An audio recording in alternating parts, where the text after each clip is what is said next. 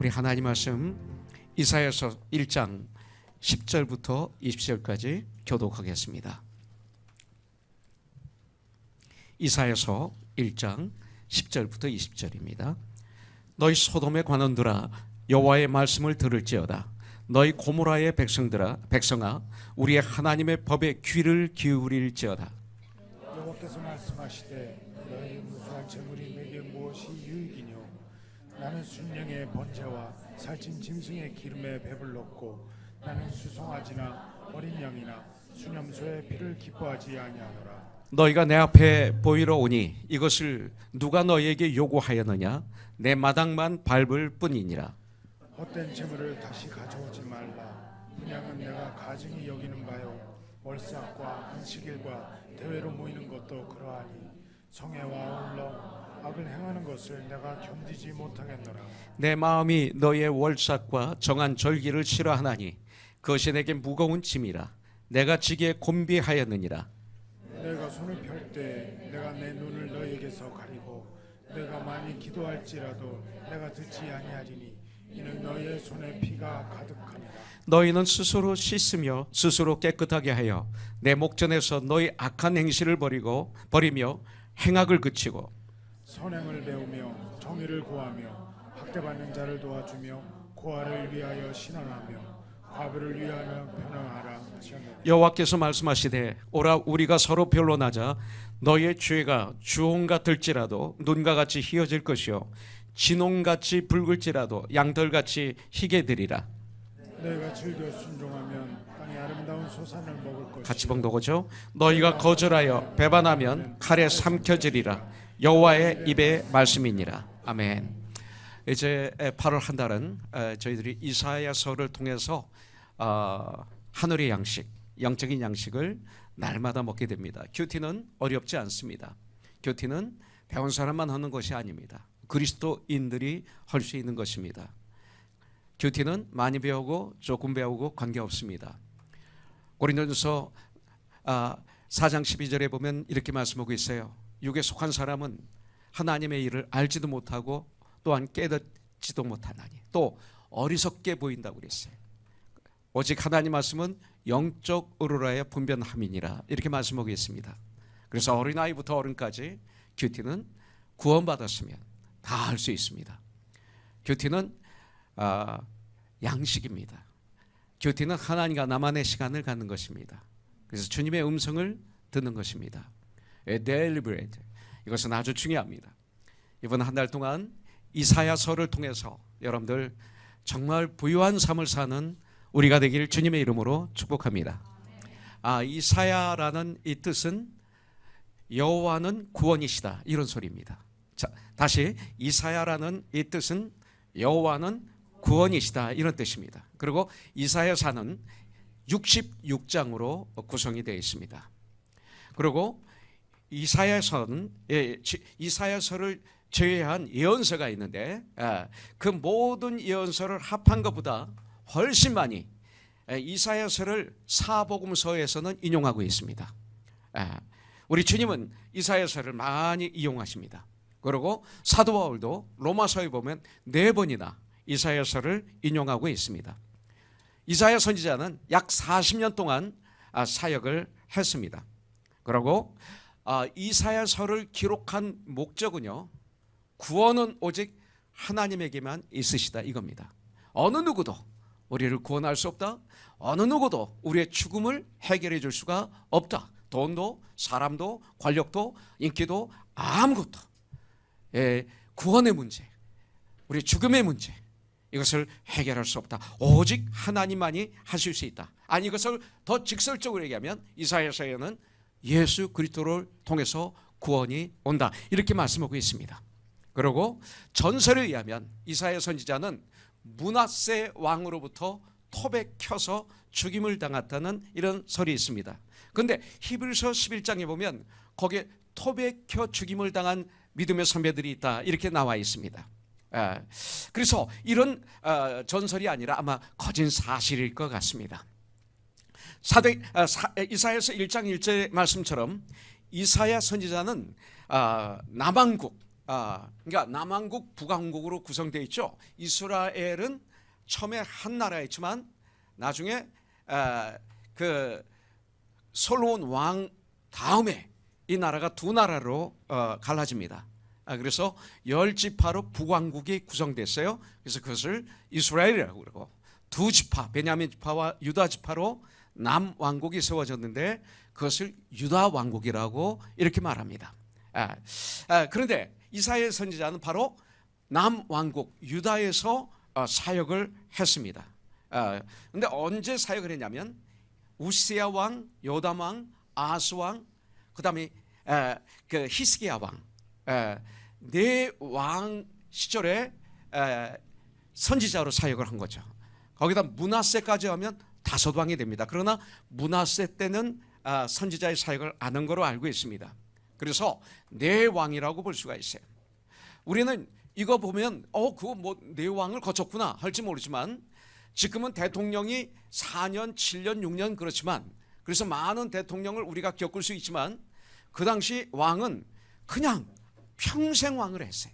그렇기 때문에 이렇게 4명의 왕을 왕시대에 그 선지자 사역을 했다는 것은 대단한 것을 여기서 우리에게 보여주고 있는 것을 볼 수가 있습니다. 연대로 보면 주전, 예수님이 이 땅에 오시기 한 8세기 경입니다. 그러니까 BC 750년에서 695년 그 사이가 될 것입니다. 예수님께서도 마태복음에서 이런 말씀을 하셨어요. 마태복음 7장 21절부터 23절에 보면 나더러 주여 주여 하는 자마다 다 천국에 들어갈 것이 아니요 다만 하늘에 계신 내 아버지의 뜻대로 행하는 자라야 들어가리라. 이렇게 성경은 말씀하고 있어요. 그날에 많은 사람들이 나더러 이르되 주여 주여 우리가 주의 이름으로 선지자노를 하며 주의 이름으로 귀신을 쫓아내며 주의 이름으로 많은 권능을 행하지 아니하였나이까 하리니, 마치 목사들 또 교회 지도자들 또 많은 역사를 일으켰던 위대한, 우리가 볼 때 위대한 하나님의 사람들, 그들의 모습을 여기서 언뜻 보는 것 같아요. 근데 이렇게 말하는데 정말 놀랍게 교회에서 주님이 했다고 했는데, 그런데 주님이 뭐라고 말씀하세요? 그때 내가 그들에게 밝히 말하되 내가 너희를 도무지 알지 못하니 불법을 행하는 자들아 내게서 떠나가라 하리라. 이렇게 말씀하고 있어요. 여러분들 아주 귀한 말씀입니다. 근데 마치 지금 이사야서 1장에 보면 그 당시 유대 나라의 모습을 여기서 보여주고 있는 것을 볼 수가 있어요. 당시에 그 유대 나라의 정세는 어땠느냐면 북왕국 이스라엘이 아수르를 통해서 망하게 됩니다. 그리고 모든 백성이 다 끌려가고 그 자리에 이방인들을 데려오죠. 그래서 거기서 얼마 남았던 유대인과 이방인이 혼합이 됩니다. 그래서 그것을 사마리아라고 말하고 있죠. 나중에 그래서 아수르에게 북왕국이 망하게 됩니다. 그리고 남왕국 유대 나라도 우상 숭배를 비롯해서 부패하고 타락한 나라로 전락하고 말았어요. 왜냐하면 이 남왕국이 북왕국과 교류를 했습니다. 서로들 결혼도 하고 왔다 갔다 하면서 북왕국의 그 우상 숭배, 북왕국의 그 음란, 그 북왕국의 부정이 그냥 이렇게 전염이 됐다고 볼 수가 있겠죠. 거기에 아수르 나라가 남쪽의 유다, 그 남왕국까지 침략을 했습니다. 그래서 유대 땅에 많은 성읍이 함락이 되고 이제 예루살렘만 간신히 남은 남왕국이 된 거죠. 그것을 오늘 이사야서 1장 8절에서는 딸 시온은 포도원의 망대같이 참외밭의 원두막같이 에워싸인 서뭇같이 겨우 남았도다, 이렇게 표현하고 있는 것을 볼 수가 있어요. 여러분들, 그런데 그 예루살렘도 언제 함락될지 모르는 상황이 되어 있는 거예요. 이런 상황 속에서 이사야 선지자는 지금 사명을 감당하고 있는 것을 볼 수가 있습니다. 이사야서 1장 2절에 보면 아모스의 아들 이사야가 유다와 예루살렘에 관하여 본 계시라, 하늘이여 들으라, heaven 그럽니다. 그 다음에 땅이여 귀를 기울이라, earth 그럽니다. heaven and earth, 그러니까 우주 만물은 들으라, 이 소리예요. 여호와께서 말씀하시기를 내가 자식을 양육하였거늘 그들이 나를 거역하였도다, 이렇게 말씀하고 있어요. 여러분들, 이사야가 전한 하나님의 말씀은 어떤 말씀이냐 이거예요. 여러분들 오늘 읽어드린 말씀과 그저께 큐티 말씀 1절부터 20절에 있는 말씀을 통해서 보면 하나님의 탄식 소리를 우리가 들을 수가 있습니다. 하나님은 아브라함을 택하셨어요. 그래서 하나님의 백성으로 삼아줘 주셨어요. 그래서 아브라함의 후손 그 이스라엘 민족을 통해서 구원자 메시아 예수 그리스도를 오시게 하셔서 세상 모든 민족을 구원하시기 위한 계획을 세우셨습니다. 여러분들 그런데 택함받은 축복받은 이스라엘 백성들은 이와 같은 하나님의 은혜에 감사하는 것이 아니라 오히려 하나님의 사랑을 배반하고 스스로 우상을 섬기며 타락의 길로 달려갑니다. 하나님을 떠난 것입니다. 그래서 하나님 아버지는 탄식하시는 것입니다. 하나님이 자식을 양육하였는데 내가 너희들을 자식같이 양육을 했다. 근데 너희들이 나를 거역했다라고 2절에서 말하고 있어요. 여러분들 3절 4절에 보니까 소도 주인을 알고 나귀도 주인을 아는데 나의 백성은 나를 알지 못하고 깨닫지도 못하였다. 이렇게 탄식하십니다. 주님은 그래서 슬퍼하십니다. 주님의 슬픔은 그겁니다. 범죄한 나라, 허물진 백성들, 행악의 종자들, 행위가 부패한 나의 자식들, 하나님을 버린 자들, 이런 표현을 사용하십니다. 5절부터 6절에 보니까 매를 더 많이 맞으려고 폐역을 하였다. 죄를 자꾸 짓는구나. 온 머리는 병들었다. 정신이 병들은 거예요. 생각이 병들은 거예요. 온 몸은 피곤하다. 온 몸은 만신창이가 되었다. 5절부터 6절에 유다 나라를 이렇게 표현하고 있어요. 이처럼 이스라엘 백성은 하나님의 말씀에 불순종했기 때문에 하나님께 매를 맞아서 성한 곳이 하나도 없다라고 말하고 있습니다. 내주십시오. 주님 앞에 나를 드립니다 하고 무릎을 꿇을 때 이것이 참된 회개예요. 그 순간 나는 그리스도인이 되는 거예요. 하나님의 자녀가 되는 거예요. 죽음의 문제가 해결됐어요. 영생을 얻었어요. 천국의 후사가 되었어요. 이 땅을 사는데 왜 살아야 되는지 그 목적을 알게 되었어요. 그래서 그 목적을 이루는 이제 멋있는 삶을 살게 되는 거죠. 그런데 그런 삶을 사는데도 내 안에 유혹이, 이 땅의 유혹이, 이 땅의 시험이 내 앞에 파도처럼 광야처럼 많이 있어요. 그때마다 내가 연약해서 쓰러질 때가 있어요. 그래서 우리에게 회개라는 삶을 주신 거예요. 그때마다 정말 간절하게 주님 앞에 돌아오면, 회개하면, 그 죄의 자리에서 떠나면 이렇게 되는 거예요. 우리 주님은 회복시켜 주시는 거예요. 그러면서 우리가 성장하는 거죠.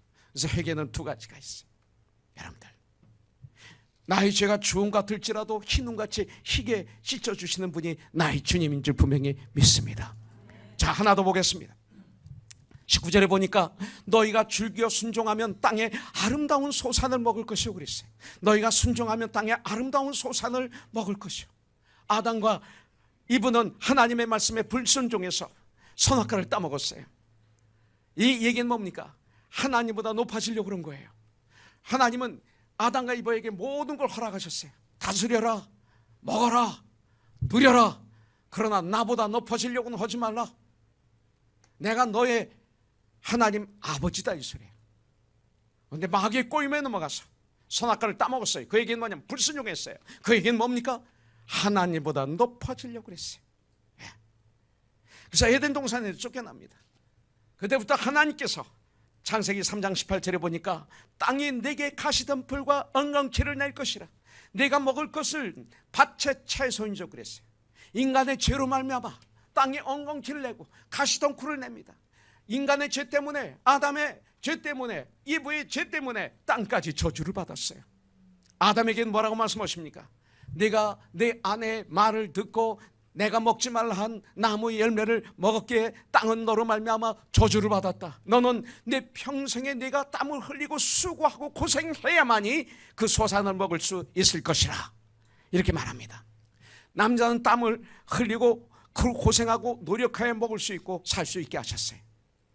여자들에게는 임신하는 고통, 해산하는 고통을 더 크게 하셨다고 말씀하고 있어요. 이 말은 한마디로 말해서 저주 가운데 살게 됐다 이거예요. 그러나 오늘날 우리들은 예수 그리스도로 말미암아 믿음을 통해서 하나님과의 관계가 회복되는 이런 축복을 우리가 받았어요. 고린도후서 5장에 보면 우리 예수님은 화목하게 하는 분이라고 했어요. 하나님과 우리 사이를. 그 주님께서 우리에게 화목하게 하는 직분을 주셨다고 성경은 말씀하고 있어요. 여러분들, 하나님은 저주를 축복으로 바꿔 주셨어요. 죄 가운데 있으면 땅은 엉겅퀴와 가시를 내지만 하나님 안에 있으면, 예수 안에 있으면, 주님의 말씀에 순종하면 내 주의 땅이 아름다워져서 아름다운 땅이 되어서 그 열매를 우리에게 허락해 주시는 거예요. 사무엘상 15장 22절에 보니까 사무엘이 이르되 여호와께서 번제와 다른 제사를 그의 목소리를 청종하는, 그 목소리에 순종하는, 목소리를 듣는, 목소리에 귀를 기울이는 것을 좋아하신 같이 좋아하시겠나이까. 순종이 제사보다 낫고 듣는 것이 순양의 기름보다 나으니, 이렇게 말하고 있어요. 사무엘이 사울 왕에게 하는 말입니다. 왕이여, 순종이 제사보다 낫습니다. 듣는 것이 순양의 기름보다 낫습니다. 아무리 제사를 많이 드린다 하더라도 하나님 앞에 순종하지 않으면 아무 의미가 없다고 말하고 있어요. 여러분들, 주일날 주님이 부활하신 날 교회 와서 예배를 드리고 하나님 앞에 제사를 드립니다 할지라도 하나님의 말씀을 듣고 그 말씀대로 삶의 현장에서 순종하지 않으면 부부생활, 가정생활, 직장에서 내가 그 직장에 있기 때문에 직장이 축복을 받아요. 직장이 부유해져요. 저는 그리스도인이구나, 정말 다르구나, 내가 그 회사를 운영하기 때문에 회사가 달라져요.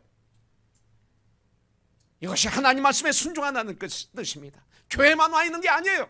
우리의 삶의 현장에서 작은 예수로서 그리스도의 향기를 풍기고 있는가, 그리스도의 편지인가, 그리스도의 대사인가, 이것을 성경은 말하고 있는 것입니다. 이런 삶을 살아야 돼. 우리가 이것이 그리스도이네요. 여러분들, 그렇지 않으면 그 예배는, 주일날 모여서 드리는 예배는 일주일 동안 세상의 죄악 속에서 허우적거리다가 오면 그것은 참 예배가 아니에요. 우리가 때때로 쓰러질 수 있죠. 그때 회개하세요. 그 자리에서 여기까지 가져오지 마세요. 그 자리에서 회개하세요. 이것이 그리스도이네요. 순종하지 않고서 어떻게 하나님 앞에 물질리 축복과 건강과 영혼의 구원을 우리가 받을 수 있겠어요? 문제는 내가 하나님 앞에 순종하느냐 순종하지 않느냐인 것입니다. 신명기 28장 1절에 이런 말씀이 있어요. 내가 내 하나님 여호와의 말씀을 삼가 듣고 내가 오늘 네게 명하는 그의 모든 명령을 지켜 행하면 내 하나님 여호와께서 너를 세계 모든 민족 위에 뛰어나게 하실 것이다. 네가 말씀을 듣고 말씀을 배우고 말씀을 읽은 그대로 실천하면 복이 있느니라. 요한계시록 1장 3절. 많은 사람, 다른 민족에 대해서 뛰어나게 만들어주신다고 그랬어요. 사도행전 5장 32절에 보니까 우리는 이 일의 증인이요 하나님이 자기에게 순종하는 사람들에게 주신 성령도 그러하니라. 하나님이 자기에게 순종하는 사람들에게 뭐를 줘요? 성령을 선물로 줘요. 여러분들, 성령 충만함을 주세요. 요한일서 3장 22절에 보면 무엇이든지 구하는 바를 그에게서 얻나니 이는 우리가 그의 계명을 지키고 그 앞에서 기뻐하시는 것을 행함이라. 무엇이든지 기도하는 대로 받을 수 있는 비결, 우리가 주 예수 그리스도의 말씀을 지키고 그 앞에서 기뻐하시는 것을 행하는 삶이에요. 주님의 행하라 하실 때, 이것을 하라 하실 때 우리의 힘으로는 못해요. 그러나 예수 안에서 할 수 있는 것만 하라고 하세요. 할 수 없는 거 하라고 안 하세요. 우리는 할 수 있어요. 내 힘으로는 못하지만 예수 안에서. 이런 사람들에게는 무엇이든지 구하는 대로 주신다고 그랬어요. 근데 그런 사람들이 무엇을 구하겠어요? 욕심을 구하겠어요? 시기 질투를 구하겠어요? 교만을 구하겠어요? 하나님의 영광을 구하죠. 이웃의 유익을 구하지. 이것이 참 그리스도인들이 구하는 구함이에요. 세상 사람들과 다른 거죠. 그러나 이 시대 교회 안에서 구하는 거기가 다 사실은 주님의 기도하고 너무나 달라요. 우리 믿음의 선배들이 기도하는 너무나 달라요. 이것이 바로 문제입니다. 순종은 믿음의 증거입니다. 마음을 다하고 뜻을 다하고 정성을 다하여 하나님 앞에 순종할 때 하나님께서 그 순종을 통해서 역사하시고 은혜를 내려주시는 거예요. 아브라함은 순종을 통해서 믿음의 조상이 된 것입니다. 모세도 순종을 통해서 그 이스라엘 백성들을 그 애굽 땅, 노예의 땅에서 출애굽을 시키는 이런 축복을 받았어요. 기도원도 순종을 통해서 전쟁에서 승리합니다. 여러분들, 다윗도 순종을 통해서 이스라엘의 왕이 됩니다. 성경에 나타난 위대한 믿음의 선배들, 하나님께서 축복하신 사람들을 보면 그분들은 다 순종하는 믿음의 소유자였어요. 오늘 우리에게 이것이 있기를 주님의 이름으로 간절히 축복합니다. 여러분들, 우리가 언제까지 불순종에 빠져서 땅의 아름다운 소산을 먹지 못하고 심판과 저주 속에서 고생하며 간신히 살아야 되겠어요? 주 안에서 순종하면 분명 결과는 나에게 축복으로 나타날 줄 믿습니다. 여러분의 가정이나 직장이나 사업장에 어떤 상황이 있다 하더라도 삶의 현장에서 우리는 작은 예수가 되어야 돼요. 여러분들, 정직해야 돼요. 여러분들, 그 사람을 나보다 더 낫게 여겨야 돼요. 여러분들, 하나님 말씀에 순종함을 통해서 여러분들 하늘의 풍성한 축복을 받아 누리는데, 나만 누리는 게 아니라 그 누림이 전염이 됩니다. 북이스라엘이 전염으로 남이스라엘이 죄악에 물든 이런 전염이 아니라 여러분들, 이런 놀라운 축복의 전염을 시키는 저와 여러분들이 되기를 주님의 이름으로 축복합니다. 마지막 하나 더 보겠습니다. 20절입니다. 너희가 거절하여 배반하면 칼에 삼켜지리라. 여호와의 입에 말씀이니라. 성경 말하고 있어요. 너희가 배반하면 칼에 삼키우리라. 시연자매, 칼에 삼키우리라, 이게 무슨 뜻이에요?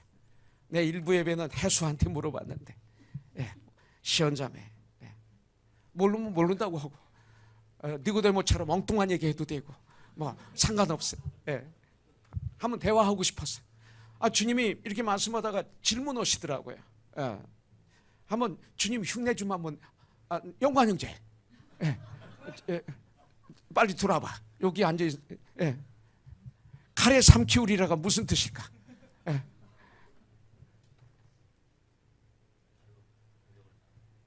칼로 공격을 당하는 거. 그래도 칼로 공격을 당한다. 맞아요. 전쟁에서 패한다 이거예요. 결국 전쟁은 전쟁터만이 아니라 우리 삶이 전쟁터 아닙니까? 나의 삶에서 패한다. 난 인생의 실패자다, 이 소리입니다. 불순종하면, 너희가 거절하여 배반하면, 불순종하면, 주님을 배반하면 넌 내 인생의 실패자가 될 거야. 너는 인생의 패배자로 끝날 거야. 그래서 칼에 찔리고 재산을 빼앗기고 포로로 잡혀가는 이것. 여러분들, 불순종 때문에 이스라엘은, 유다는 전쟁과 재앙을 당하게 됐어요. 심판과 저주를 받았어요. 결국 배반하고 불순종하는 개인이나 나라나 민족은 멸망받게 돼 있어요. 남유다는 이사야 선지자가 죽은 후에도 하나님께 계속 불순종했어요. 그러자 바벨론 나라 느부갓네살 왕의 공격을 받아서 유다는 완전히 멸망을 당하고 백성들은 짐승처럼 포로로 끌려가고 말았어요. 왜 포로로 잡혀갔습니까? 왜 전장에서 패했습니까? 불순종했어요. 우상숭배했어요. 하나님을 떠난 거였어요. 하나님의 보호를 떠났어요. 하나님의 축복을 떠났어요. 하나님과 함께 하심이 떠나자 결국 내 인생은 패배가 된 거예요. 허전하고 외롭고 고독하고 살맛이 없고 소망이 없어요. 신명기 28장 15절에 보니까 내가 만일 내 하나님 여호와의 말씀을 순종하지 아니하여 내가 오늘 내게 명령하는 모든 명령과 규례를 지켜 행하지 아니하면 이 모든 저주가 내게 임하여 내게 이를 것이니 말하고 있어요. 여러분들, 믿음을 핍박했던, 믿음의 사람들을 잡아 죽였던 구공산 정권의 나라들이 어떻게 됐어요? 구소련이나 구중국이나, 아니 지금 현재 북한이다. 극한 가난 속에서 짐승 같은 삶을 살았던 것을 우리는 기억해요. 90년도 초에 공산정권이 무너졌을 때 저는 모스크바에 갔었어요. 막 무너지고 난 다음에 러시아가 어떤 나라예요? 역사가 얼마나 깊은 나라예요. 그네들이 어떤 매나 그네들이 어떤 그 전통 대단한 거예요. 그런데 그때 갔을 때 빵 한 조각을 구하기 위해서 어떤 사람 보드카 한 병을 들고 나오고 어떤 사람 집에서 가구를 하나 들고 나오고 그래서 줄 서서 기다리는데 그 줄이 끝이 보이지 않아요. 먹을 빵 하나 때문에. 우리가 묵었던 호텔이 러시아에서 유명한 역사적인 호텔이에요. 거기에 그 식당의 웨이터는 이러고 다니는데 걸음걸이 놓는 게 다 달라요. 그런데 일부를 줬더니 저를 왕같이 대하더라고요. 나중에 다른 분이 목사님 그렇게 많이 주지 마세요. 껌 하나면 돼요. 그래요. 그분이 수고했는데 껌 하나면 된대요. 그래서 그 껌 소리가 생각나서 레닌그라드 가서 이렇게 관광을 하는데 그 군인들 그 앞에 있어요. 탁 이런 군인들이 있어요. 그분에게 우리 일행에 가서 사진 찍자고 그러니까 왜 밀어버려서 넘어질 뻔했어요. 그래서 제가 가서 껌 하나를 탁 줬죠. 그러고 사진 찍다 그랬더니 찍었어요. 오라고 해서 다 같이 찍었죠. 껌 한 통도 아니고 하나가 그렇게 파워풀했어요. 전 그때 그분들을 보면서 극한 가난은 사람을 짐승으로 만들 수 있구나. 인격을 무너뜨리는구나. 사람을 동물화시킬 수도 있구나. 이것을 볼 수 있었어요. 하나님을 버린 나라, 하나님을 떠난 나라, 교회를 파괴한 나라, 말씀을 떠난 나라, 그런 교회, 그런 민족과 그런 나라, 그런 교회는 고난과 재앙을 당하게 되어 있어요. 여러분들 데살로니가후서 1장 8절부터 9절에 보니까 하나님을 모르는 자들과 우리 주 예수의 복음에 복종하지 않는 자들에게 형벌을 내리시리니 이런 자들은 주의 얼굴과 그의 힘의 영광을 떠나 영원한 멸망의 형벌을 받으리라 그랬어요. 하나님을 모르는 사람들, 예수님의 복음에 복종치 않는 사람들 멸망을 당하리라 하나님이 말씀하셨어요. 지금 이북에서 얼마나 많은 목사들이 순교를 당했는지 몰라요. 얼마나 많은 예수 믿는 사람들이 죽어나가는지 몰라요. 공개 총살형을 당하고 있어요. 저는 이북을 한 5번 갔다 왔어요.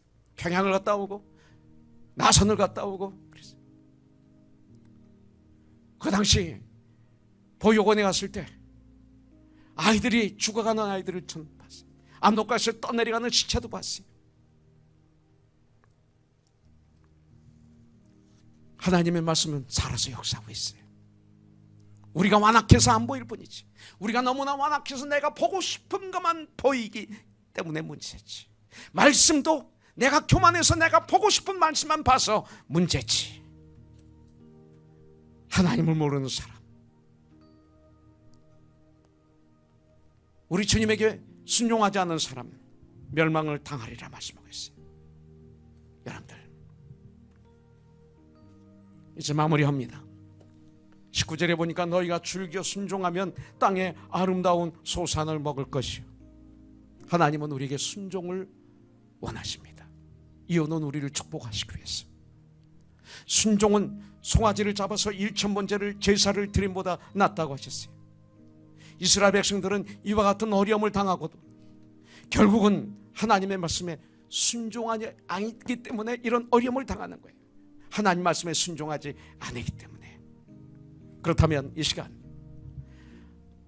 오늘의 우리들은 하나님의 말씀에 순종을 하고 있는지요? 이것이 상현 형제, 사라자매 어디 있어요? 오늘 안 왔어요? 그래. 네. 순종은 제사보다 낫다. 본인이 그렇게 드럼을 연습하겠다고 하나님의 영광을 했으면 해야지. 네. 그치? 마음은 원인으로다 육신이 문제로다. 여기 해당되지 않는 거야. 그거는 하나님의 영광을 위해서 드럼을 와서 여기서 공부하고 유학으로 와서 공부하고 그랬으면 해야지. 장소도 제공하고 다 하겠다는데 다 준다고 그러는데 본인이 안 하면 뭐 하나님께서 다 주신다고 하는데 우리가 안 하면 성현 형제 안 되지? 그건 드럼만이 아니에요. 우리의 삶 가운데 주님이 그렇게 말씀하셨어요. 그래, 내가 다 줄게. 해. 우리가 안 해요. 주님은 말씀하십니다. 하나님께로 돌아와서 모든 죄를 회개하고 하나님의 말씀대로만 우리가 산다면 내 죄가 중빛같이 붉은 죄라도, 진홍같이 붉은 죄라도, 흰눈같이 양털같이 찢어 주실 것이라고 했어요. 먹과 같이 검은 죄라도, 머리털보다도 더 많은 죄라도 우리 주 예수 그리스도의 그 귀하신 보혈의 피로 깨끗이 찢어주시겠다고 약속하셨어요. 주님은 오늘도 저와 여러분들을 부르세요. 수고하고 무거운 짐진 자들아 다 내게로 오라. 내가 너희를 쉬게 하리라.